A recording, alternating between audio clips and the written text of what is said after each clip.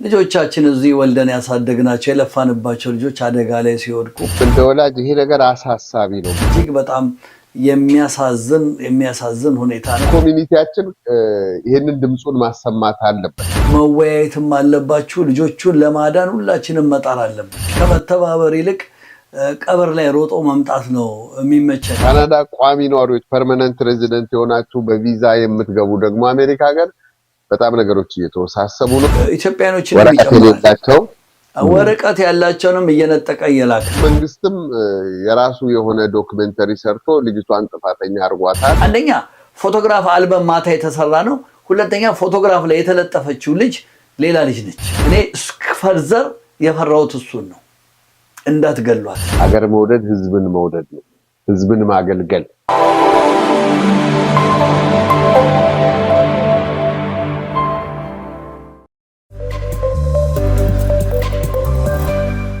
ሰላም ጤና ይስጥልን። በያላችሁበት የአክብሮት ሰላምታችን ይድረሳችሁ። ይህ ብርሃን ቴሌቪዥን ነው። የብርሃን ዝግጅት የሆነው እንግዳችን ጀምሯል። ብሬ እንዴት ነህ? ሰላም ነው ወይ? ጤና ይስጥልኝ ዳግማዊ ታሪኩ ጋዜጠኛ፣ እንደምን ሰነበትክ? አመሰግናለሁ። እንግዲህ የሳምንት ፕሮግራማችንን ልንጀምር ነው። በሳምንት ቅዳሜ የሚተላለፍ ነው። አመሰግናለሁ። ወደ መጀመሪያ ርዕሰ ጉዳያችን እናልፋለን። በጣም በሚያሳዝን ሁኔታ አንድ የአበሻ ማህበረሰብ አባል የሆነ ወጣት በጥይት ተተኩሶበት ተገሏል። እስቲ ብሬ ስለዚህ ምንድን ነው የምትለን? አመሰግናለሁ። እንግዲህ ተመልካቾቻችን፣ ይሄ የልጆች ጉዳይ ልጆቻችን እዚህ ወልደን ያሳደግናቸው የለፋንባቸው ልጆች አደጋ ላይ ሲወድቁ ማየቱ በጣም ስለሚከብድ ነው ይሄንን ፕሮግራም ወደ እናንተ ያመጣሁት። ዮና የሚባል ወጣት የ16 ዓመት ልጅ ነው። አንዳንድ ታሪኩን እንዳየሁት ከሆነ ሜይ 24 ነው ሁለታ ማታ በጥይት የተገደለው። የአሁኑ ቅዳሜ ማርች 24 ይቅርታ፣ ማርች 24 ነው። አመሰግና ማርች 24 ነው። በጣም አዝነናል። ኮሚኒቲው በጣም አዝኗል። ይሄ ነገር ግን በተደጋጋሚ ሀፕን ያደረገው ቶሮንቶ ውስጥ ሁለት ቦታ ነው። ብሊከር የሚባል ሸርበኔም ብሊከር አካባቢ ያሉ የኢትዮጵያ ብሉር ሳውዝ ላይ ያሉ የመንግስት ቤቶች አሉ። እዛ አካባቢ እንዲህ አይነት አደጎች በጣም እየተፈጸሙ ነው እና ልጆቻችንን ምን እናድርጋቸው? ኮሚኒቲውስ ምን ይላል? ይሄንን ነገር እኔ እናንተ መተን ስንነጋገር መቼም ህፃኑ እጅግ በጣም የሚያሳዝን ታታሪ ሰራተኛ ራሱን ለመቀየር የሚሯሯጥ ልጅ እንደሆነ ሰምተናል። በስተትም ይሄ ነገር እንዳጋጠመውም ሰምተናል። እጅግ በጣም የሚያሳዝን ሁኔታ ነው። በተለይ ሁላችን ልጆች የሱ ኩያ ልጆች አለን። ልጆችም ብዙ ልጆችም ያውቁታል። የታወቀ ወጣት ልጅ ነው እና እግዚአብሔር ነፍሱን ይማር። ግን ከዛ በፊት መነጋገር ያለብን ነገር ያለ ይመስለኛል። ምክንያቱም እንግዲህ ልጆች በተለይ የኢትዮጵያና የኤርትራ ማህበረሰብ መነጋገር አለብን። ቤተሰቦች ልጆቻችሁ አደጋ ላይ ሲሆኑ ለኮሚኒቲው ለአካባቢው ሰው መናገር አለባችሁ፣ መወያየትም አለባችሁ። ልጆቹን ለማዳን ሁላችንም መጣር አለብን። ሁለቱ ኮሚኒቲ የኢትዮጵያን ማህበረሰብና የኤርትራን ማህበረሰብ አብሮ መስራት አለበት። ዝም ካልን አደጋው ከደረሰ በኋላ ለቀብር መሯሯጡ ዋጋ የለውም እላለሁ። እንደው ምናልባት አንተ የምትጨምረው ነገር ካለ? የምጨምረው እኔም እንደ ወላጅ ይሄ ነገር አሳሳቢ ነው። በተለይ የኛ ማህበረሰብ ወጣቶች ላይ ይሄ ነገር ተደጋግሞ ይደርሳል። ከዚህ በፊት በሶማሌ ማህበረሰብ ላይ እንዲህ አይነት በጣም ከባባድ ነገሮች ነበሩ።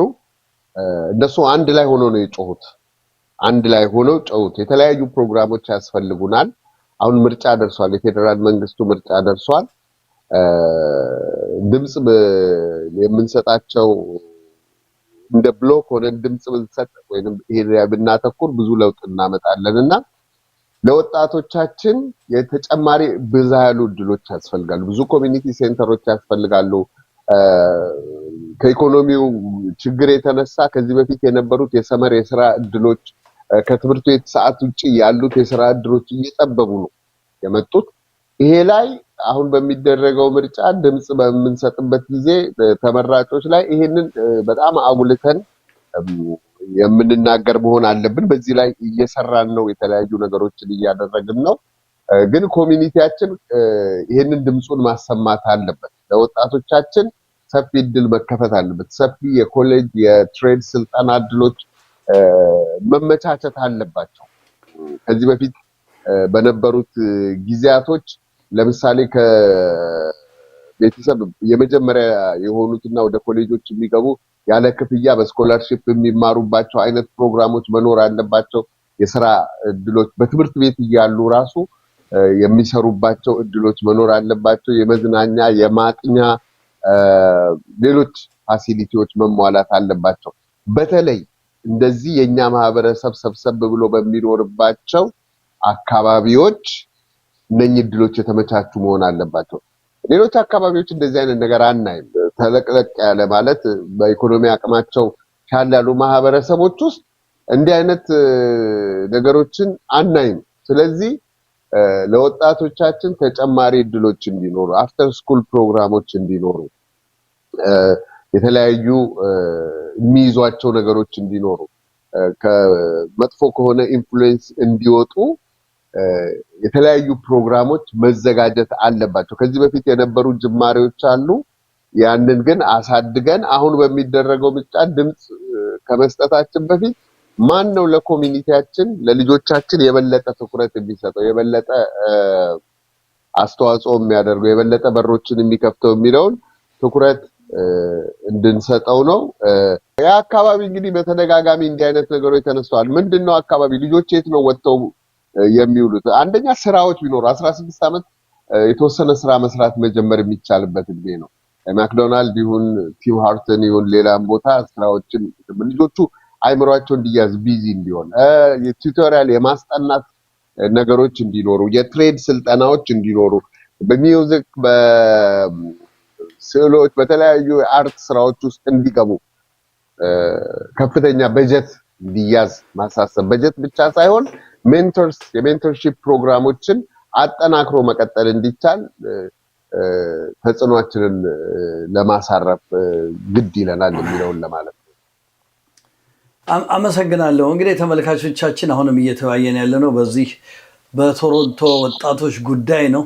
በተለይ አንድ ነገር ዳግማዊ መናገር የሚፈልገው እኛ ኢትዮጵያውያኖችም ሆነ ኤርትራውያኖች ከመተባበር ይልቅ ቀብር ላይ ሮጦ መምጣት ነው የሚመቸን። እኔ አይዶኖ ምን አይነት ባህል እንደሆነ አልገባኝም። ቀብር ሲሆን ማንም አይቀርም። ለምሳሌ ለልጆቻችን እንደዚህ ተዘጋጅቷል ሲባል ሰው ለልጁ ጉዳይ እንዴት ይቀራል? ስራ ቀርቶ ነው እዛ ቦታ መካሄድ ያለበት። እውነቴን ነው የምነግርህ። ምክንያቱም ዛሬ የዘራኸው ነው ነገ የሚበቅለው። ልጆች መዋያ ካጡ ብዙ ቦታ ይሄዳሉ። በተለይ በአሁኑ ሰዓት በኢትዮጵያና በኤርትራ ኮሚኒቲ የተለያዩ ድርጅቶች የእርዳታ ድርጅቶች እየተደረጉ ነው። እንደው ከዚህ ቀጥሎ የምናገረው ነው፣ እባካችሁን ጆሮአችሁን እኛም ማስታወቂያ እንናገራለን። ለምሳሌ ባለፈው ቅዳሜ ኢትዮ ካን ዘ ብሪጅ ዘ ጋፕ ትልቅ ፕሮግራም ነበር። እንደው ቀጥታ ወደሱ ልውሰድህና እዛ ፕሮግራም ላይ በጣም የሚገርማችሁ ነገር ተመልካቾቻችን የአንደኛ የሁለተኛ የሶስት ዓመት ዩኒቨርሲቲ ዶክትሬት ተማሪዎች ወጥተው ስለ በሽታ ሲያስረዱ ነበር ለማህበረሰቡ። እኔ ብዙ ሰው ነበር የጠበቅኩት። ማስታወቂያ ሰርተናል። በተለይ በእኛ እድሜ ያለ ልጅ በሙሉ እያንዳንዱ ከ15 ዓመት በላይ ልጆች አሉት፣ አልመጡም። ይሄ ዝግጅት የሚዘጋጀው ለእናንተው እንደውም ሞልቶ ይጠባል ብዬ በጣም አሳስቦኝ ነበረ። ግን የለም። ቀብር የሆነ ነገር ሲሆን ትሮጣላችሁ። ለልጆቹ እድል አለ። በዛ ላይ ደግሞ በጣም የሚገርማችሁ ነገር ስለ ካናዳ እዚህ አገር ተቀምጣችሁ ብዙ የማታውቁት ነገር በየድርጅቱ በየእንትኑ ተመዝገቡ። ፈንድ ይሰጣል። ልጆቹን በትክክል ማድረግ ትችላላችሁ። እርዳታ ይደረጋል። ልጆቹ መንግስት ይፈቅዳል። ግን እኛ እንተባበርም። የዛሬ 20 ዓመት የኢትዮጵያ ህዝብ ብዛት በካናዳ 45,000 ነው። አሁንም 45,000 ነው። ሰምቻለሁ ቅርብ ቀን። እርዳታ እንኳን ለመጠየቅ ቁጥር ከፍ አላለም። ለምን? በየእንትኑ ነው ስማችን የምናስመዘግበው፣ በየዘሩ ነው፣ በየእንትኑ ነው። እጅግ በጣም ነው የሚያሳዝነው። ዛሬ እየከፈልን ነው። እጅግ በጣም ብዙ ልጆች በተደጋጋሚ በጥይት እየተገደሉ ነው ወገኖቼ። ሌላው ቤተሰብ በልጆቻችሁ ጉዳይ ዝም አትበሉ። አብረን ተባብረን ልጆቹን ከእሳት ውስጥ እናውጣ። ይሄ እጅግ በጣም በጣም በጣም ያሳዝን ነው። ወደ ኢትዮ ካንደ ብሪጅ በነ ዶክተር ዮሐንስ ዶክተር ቃል ኪዳን ብዙ ዶክተሮች ምሁሮች ናቸው ያሉበት አስተባባሪነት የተዘጋጀ ትልቅ ድርጅት ነው።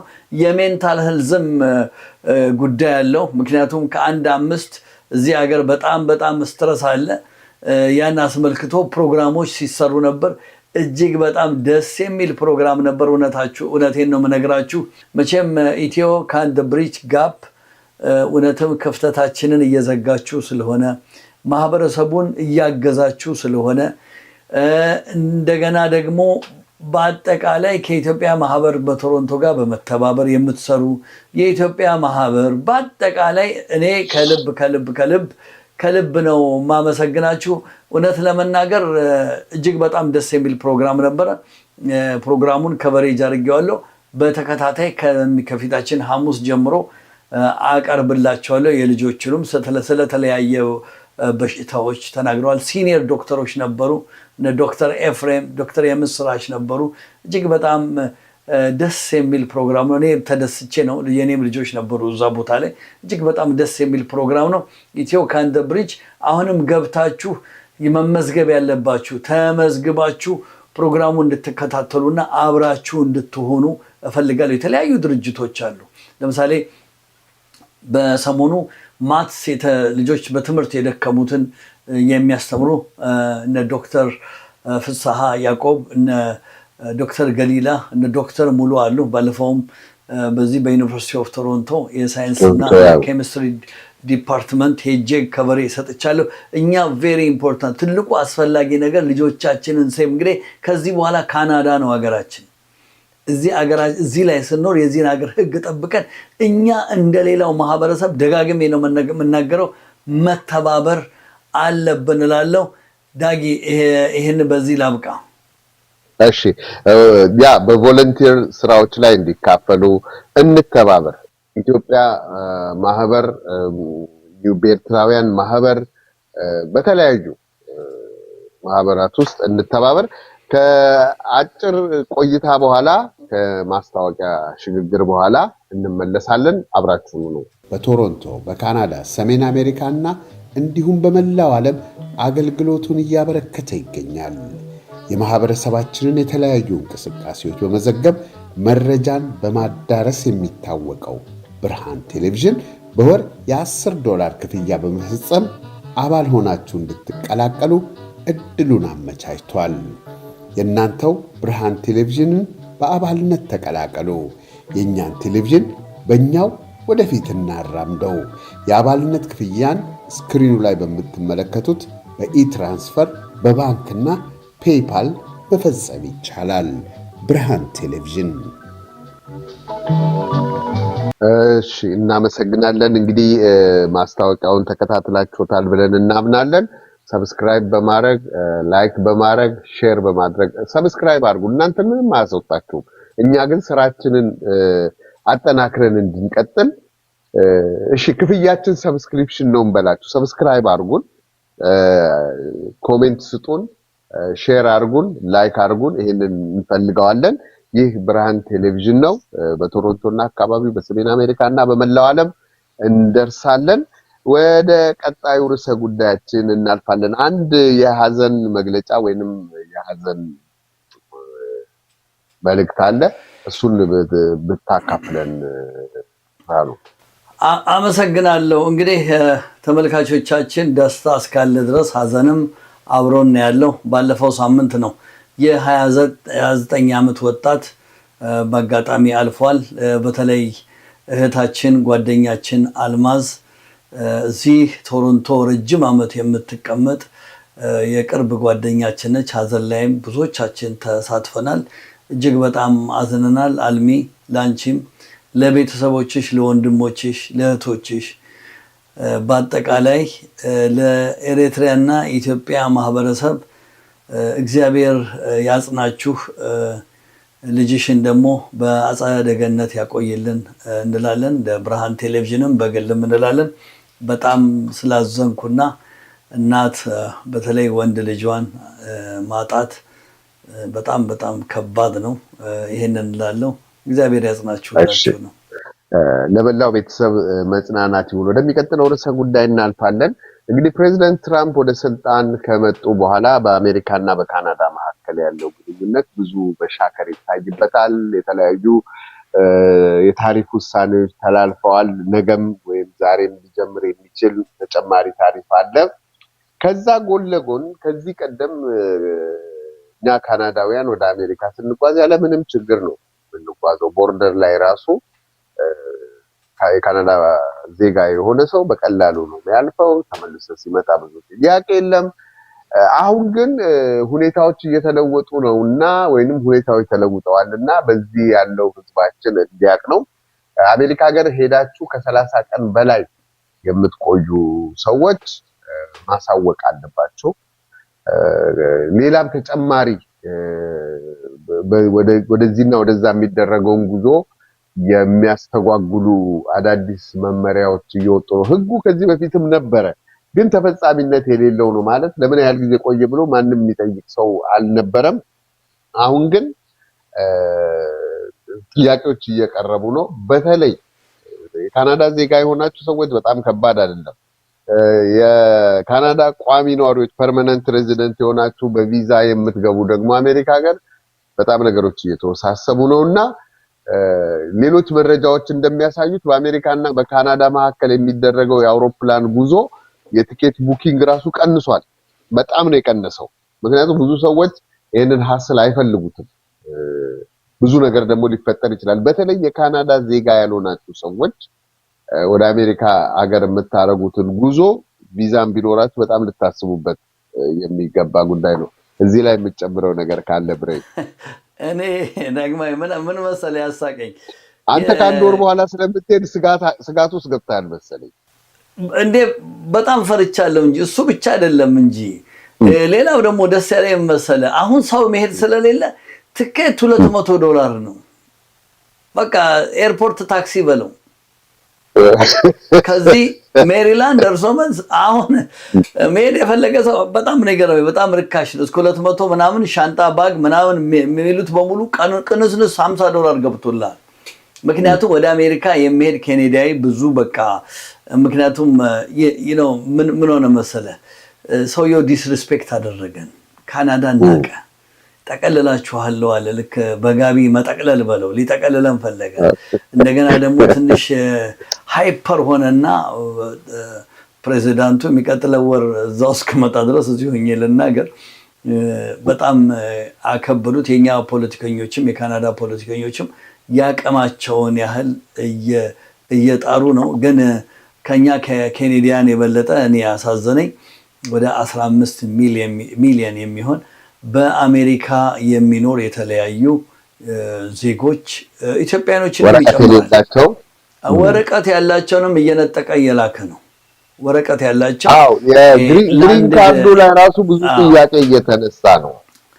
ግሪን ካርዱ ላይ ፎርጅድ ነው ምንድነው ይሄ ተሳሳተ ነው እያሉ እየነጠቁ እያባረሩ ነው። እንግዲህ ሰውየው ግሪን ካርድ ያለው ሰው ከአሜሪካ ወጥቶ ተመልሶ ለመግባት አሁን በጣም አስቸጋሪ የሆነ ነው። ይሄንን ሁላችንም ልብ እንል ይገባል።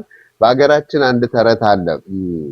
ቅዝምዝም ሲወረወር፣ ቅዝምዝም ማለት ለማታውቁ ሰዎች ዱላ ማለት ነው። ሲወረወር ጎንበስ ብለህ ነው የምታልፈው። እና ይሄ ግሪን ካርድ አለኝ መብት አለኝ ምናምን ባለው ነገር ከባድ ይሆናል። ምክንያቱም ይሄንን ራሱ ቻሌንጅ ማድረግ የምችለው እሳት የላሰ ሎየር ቀጥረህ ካልሆነ በስተቀር ግን ይሄንን አፎርድ ለማድረግ ደግሞ ለብዙዎች የማይቻል ሊሆን ስለሚችል ትኩረት እንድትሰጡት ነው። ቤት የመግዛት እቅድ ያላችሁ እንኳን ደስ አላችሁ። እጅግ ቅንጡና ዘመናዊነትን የተላበሰው ዲዋን ብሎክ ለሽያጭ ማውጣታችንን ስንገልጽ በታላቅ ደስታ ነው። የጠዋት ፀሐይና ውብ የሆነውን የከተማችንን እይታ ከቤት ሆነው ማየት የሚያስችል አዲስ እየተሰራ ባለው የኮሪደር ልማት እያሸበረቀች ባለችው አዲሲቷ ለቡ ላይ በ65395 ካሬ ላይ በተንጣለለው መንደራችን ከባለ 1 እስከ ባለ 4 መኝታ ማለትም ከ71 እስከ 168 የካሬ አማራጮችን አቅርበንሎታል። የአከፋፈሉ ሁኔታ እንዳያሳስበው በካሬ ከ78 ሺህ ብር ጀምሮ በ8% ቅድመ ክፍያ እንዲሁም 60% የባንክ ብድር የተመቻቸላቸው ዘመናዊና ውብ መንደርን ይቀላቀሉ። ለበለጠ መረጃ ከስር ባለው ስልክ ቁጥር ይደውሉልን።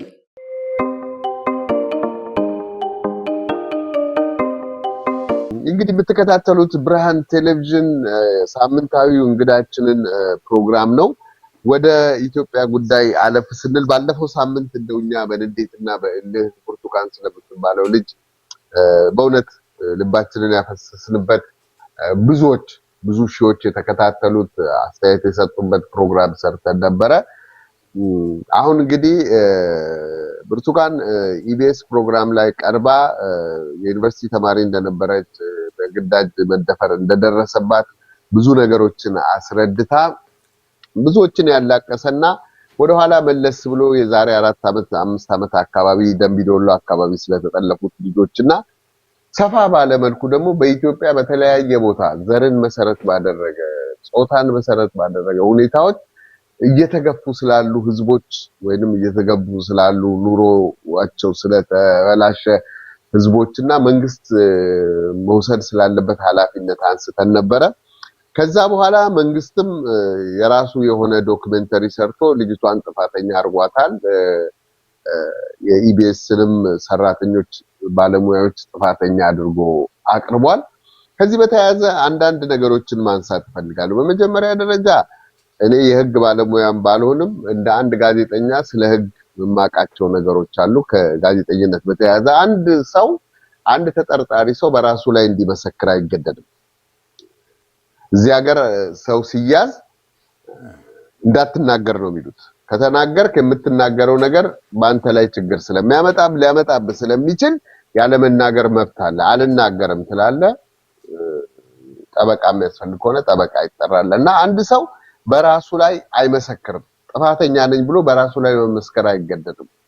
እሷን በቴሌቪዥን መስኮት አቅርበው በራሷ ላይ ጥፋተኛ ነኝ ውሸቴን ነው እንድትል አድርገዋል። ሁለተኛ የእምነት ክህደት ቃል መሰጠት ያለበት በፖሊስና በኢንተርቪው በዶክመንተሪ ሳይሆን በዳኛ ፊት ነው። ዳኛውም ብዙ ጊዜ ተጣርቶ እንዲቀርብ ያደርጋል እንጂ በሰውየው ባለው ላይ ብቻ ተመስርቶ የማይወስንባቸው ሁኔታዎች አሉ። ከዛ በሶስተኛ ደረጃ ማንሳት የምፈልገው አንድ ሰው በተጠረጠረበት ጉዳይ ጥፋተኛ እስካልተባለ ድረስ ንጹህ እንደሆነ ይቆጠራል። በሚዲያ አይዳኝም። ሰው በሚዲያ ጥፋተኛ ነው አይባልም።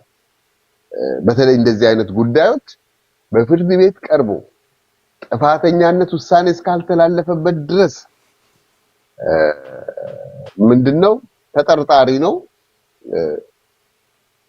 ሶስት ሌላ ማንሳት የምፈልገው ነገር በሚዲያ ላይ የሚሰሩ ጥፋቶች ወይንም ስህተቶች የሚዳኙበት አሰራር አለ። ለምሳሌ ከዚህ ጉዳይ በተያያዘ ኢትዮጵያ ውስጥ ይሄ ጉዳይ በዋናነት የሚመለከተው የብሮድካስት ባለስልጣን የሚባለው የብሮድካስት ባለስልጣን ምንም አላለም። ፕሮግራሞቹን አይቶ ፕሮግራሞቹን መዝኖ ሙያዊ የሆነ ግምገማ ለማድረግ ስልጣኑ የተሰጠው ለብሮድካስት ባለስልጣን ነው። የብሮድካስት ባለስልጣን ሳይሆን ጉዳዩን ያየው የፌደራል ፖሊስ የሚባል መስሪያ ቤት ነው። የተሰራውንም ዶክመንተሪ በመመለከትበት ጊዜ እንደ ባለሙያ ያየው ትልቅ ግድፈት ዶክመንተሪው ማን እንደሰራው አልተገለጸም። እያንዳንዱ ፕሮግራም ሲሰራ መቼ እንደተሰራ በማን እንደተሰራ የተሰራበት አመት መጠቀስ አለበት። ምክንያቱም እንደ ዶክመንት የሚቀመጥ ነው። መብት ተነክቷል የሚል ሰው ለመክሰስ እንኳን ቢፈልግ ፕሮግራሙ የሰሪ ባለቤት ያስፈልገዋልና በማን እንደተሰራ ያልታወቀ ማን እዛ ላይ መደምደሚያ ላይ እንደደረሰው ያልታወቀ ሰዎችን ደርድረው በማስመስከር ሰዎቹ ተደብድበው ሊሆን ይችላል። አንዳንድ ጊዜ እኮ ፖሊስ ጣቢያ የተሰጠ ቃል እኮ በፍርድ ቤት ተቀባይነት ያጣል። ፍርድ ቤት ሲቀርብ ዳኛው እኔ ቃሌን ተደብድቤ ነው የሰጠሁት የሚሉ ሰዎች ይገጥሙናል ኢትዮጵያ ውስጥ። በግድ ነው ቶርቸር ዶኜ ነው እና ይሄ በጣም አሳዛኝ ነው። አሁንም የዲሞክራሲ ልምምዶች ሊኖሩን ይገባል። መስመር መያዝ ያለበት ጉዳይ ነውና ይሄ ነገር ቢስተካከል የሚላለኝ። ከዛ ጎን ለጎን ይሄን ታሪክ በዛን ወቅት ከተፈጸመ ሁኔታ በኢትዮጵያ በተለያዩ የሀገሪቱ ክፍሎች የተወሰኑ ማህበረሰቦች ጥቃትና በደል የሚደርስበት ሁኔታ አለ። ሴቶች ላይ የሚደርስ ጥቃት አለ፣ ህፃናት ላይ የሚደርስ ጥቃት አለ፣ በእድሜ የገፉ ሰዎች ላይ የሚደርስ ጥቃት አለ። ይህንን ለመፍታት ነው መሄድ ያለብን እንጂ መጠቋቆሙ ብዙም አያዋጣም። ይህንን ማድረግ አለብን የሚል እምነት አለኝ። ብርሃኑ ወደ አንተ። አመሰግናለሁ። መቼም ዳጊ በጣም በጣም ኢንተረስቲንግ በጣም የሚገርም ነገር ነው ያለፈው። እንደው ትንሽ ወደኋላ መጀመሪያ መለስ ስላድርገና ልጅቷ አልቅሳ ኢቢኤስ ላይ ፊልምም ሆነ ተሰራ ቤዝድ ኦፍ እውነተኛ ታሪክ ነው ብዬ እኔ አምናለሁ። በነገራችን ላይ ብዙ ጊዜ ኢትዮጵያኖች የቃለ የኢንተርቪው ላይ እኛም ብዙ ኢንተርቪው ስለምናደርግ ልምድ የለንም። እንደዚህ ሀገር ልጆች ፕሬዘንቴሽን እየተባለ በየትምህርት ቤቱ ቆመን የመናገር እንትኑ በጣም ዝቅተኛ ስለሆነ አይናፋር ህዝቦች ነን። እዛ ላይ ልትቀባጠር ትችላለች። ግን ታሪኩ ዋት አይ ብሊቭ ቢሆንም እንደ ጋዜጠኛ ደግሞ በሌላ መንገዱ መጠራጠር ስላለብን ኢሶኬ ከዛ ከኢቢኤስ ላይ ከተነሳ በኋላ በ3 ቀን ውስጥ እንደዚህ አይነት ፊልም 24 ሰዓት ተሰርቶ መቅረቡ ለማን ነው የሚጠቅመው? ማንንስ ነው የሚጎዳው? በደብዳቤ ያቀረባችሁት ትክክል አይደለም፣ ይሄን ነገር አጣርታችሁ አምጡ፣ ይቅርታ ጠይቁ፣ አለቀ። ኢቢኤስ ራሱ ይቀጥላል። እነዚህ ምስኪን ጋዜጠኞች ወስዶ ማሰርስ ለምን አስፈለገ? ለምን አስፈለገ? ኤዲተር ራይተር ምናምን ሰብስባችሁ ማሰር ምን አስፈለገ? እንደገና ደግሞ ያ ምስኪን የኢቢኤስ ዋና ኃላፊው ባክግራውንድ ዘንድሮ ኢትዮጵያ ኤርትራ የሚባል ነገር ዊ ኦል ሂውማን ቢንግ የሰው ልጆች ነን። ትንሽ ያሟላሉ ወስዶ ከነሚስቱ እስር ቤት መክተት፣ እንዲህ አይነት አቢዩዝ ማድረግ ለማን ነው የሚጠቅመው? እሱን ትታችሁ በአማራ ክልል በኦሮሚያ ክልል ያለውን ጦርነት አስቁሙ፣ ታውቱ እሱን። እኔ የዛን ቀለታ ኢቢኤስ ያንን ባያወርደው ኖሮ ፊልሙን አንድ አልቅሰን ሁሉም በሚቀጥለው ቀን ትዝም አይለው ነበር። ምክንያቱም ኢትዮጵያ ውስጥ የተለመደ ነው። በቀደምታ ደብዳቤ ልኬልሃለሁ እዛ ላይ አለልህ። አሁን ቅርብ ቀን እኮ 30 ሰው በላይ ታፍኗል። ዜና ሰራችሁ።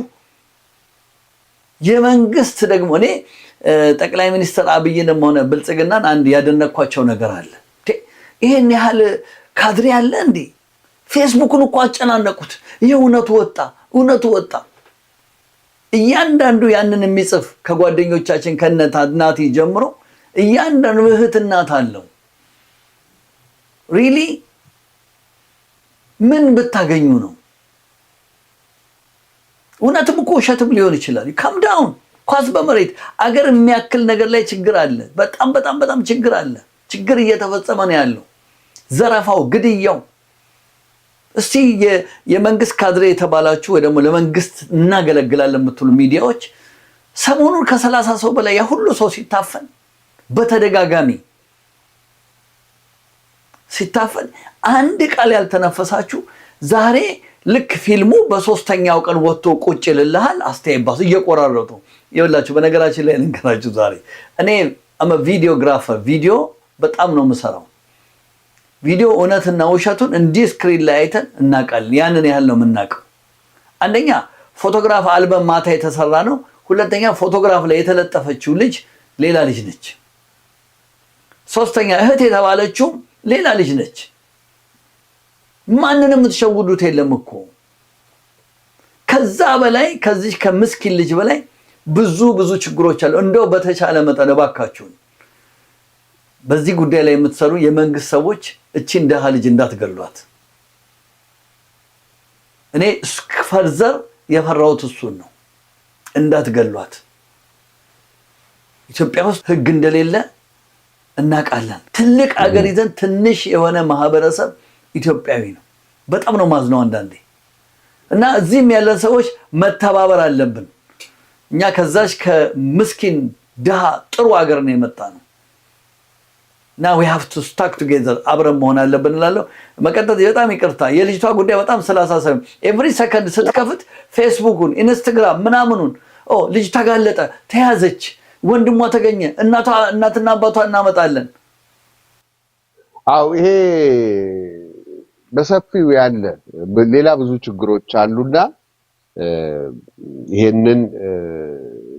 ይሄንን በማራገብ ይሄንን ትክክል ነው ስህተት ነው በማለት የሚመጣ ብዙ ለውጥ የለም ሌላ የከፋ ችግር አለ ከዚህ የከፋ እንደው ለማሳያ ሆኖ ብዙ አወዛገበን እንጂ በየቀኑ የሚደረግ በየቀኑ የሚሆን ብዙ የከፋ ነገር አለና ይሄንን መልክ መስጠት አለብን የሚለውን እኛም መተባበር አለብን ለሀገሩ የሚያስቡ ሰዎች በስልጣን ላይ እንዲቀመጡ ሀገራቸውን የሚወዱ ህዝባቸውን ሀገር መውደድ ተራራና ሸንተረሩን አይደለም ሀገር መውደድ ህዝብን መውደድ ነው ህዝብን ማገልገል ለራስ ለቤተሰብ ብቻ ሳይሆን ለማህበረሰብ ዋጋ መክፈል መሰዋት መታገል እኔ ከበላው የኔ ልጆች የተመቻቸ ትምህርት ቤት ከተማሩ ብዬ ከኛ በፊት የነበሩት ታላላቆቻችን ለመሬት ላራሹ ብለው የታገሉት በየጫካው በየቦታው የታገሉት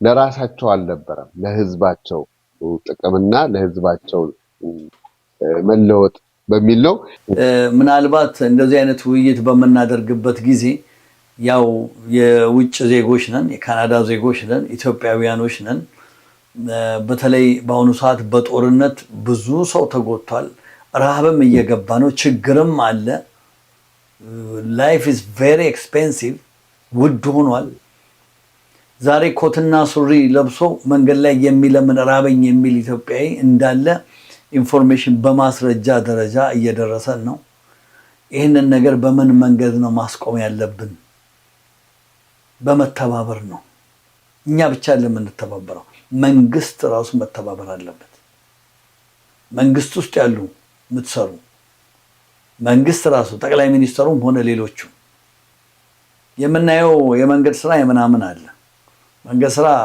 አክቹአሊ ጥሩ ነው ደስ ይላል እናመሰግናለን ግን ዳቦ አይደለም እና ይሄ ነገር መታሰብ አለበት በተለይ ደጋግመን የምንናገረው ነገር አለ ጦርነት ይበቃናል ድሃ ያለቀ ነው ኤቭሪ ዴይ ነው የምናየው ፎቶ ቪዲዮ ይደርሰናል አመሰግናለሁ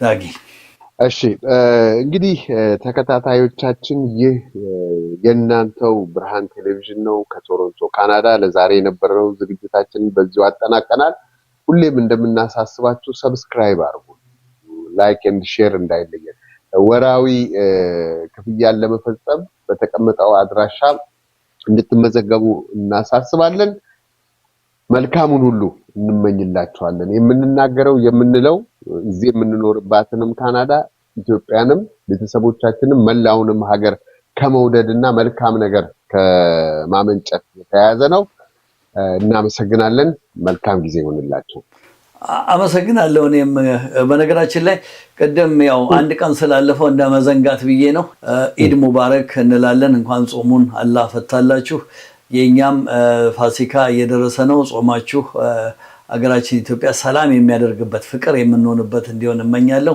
አሁንም ብርሃን ቴሌቪዥን ዳጊ እንዳለው ሰብስክራይብ ላይክ ሼር አድርጉ ተባበሩ ሜምበር ሁኑ ሜምበር ይጠቅመናል ብዙ ስራ መስራት እንችላለን እስካሁን የተወሰነ ሆናችኋል እንግዲህ እየጠበቀን ነው ከጃንዋሪ 2025 ጀምሮ ሜምበርሺፕ እየሰበሰብን ነው ዳጊ እኔም ጨርሻለሁ እንግዲህ የሳምንት ሰው ይበለን በያላችሁበት መልካም ጊዜ ተናስተልኝ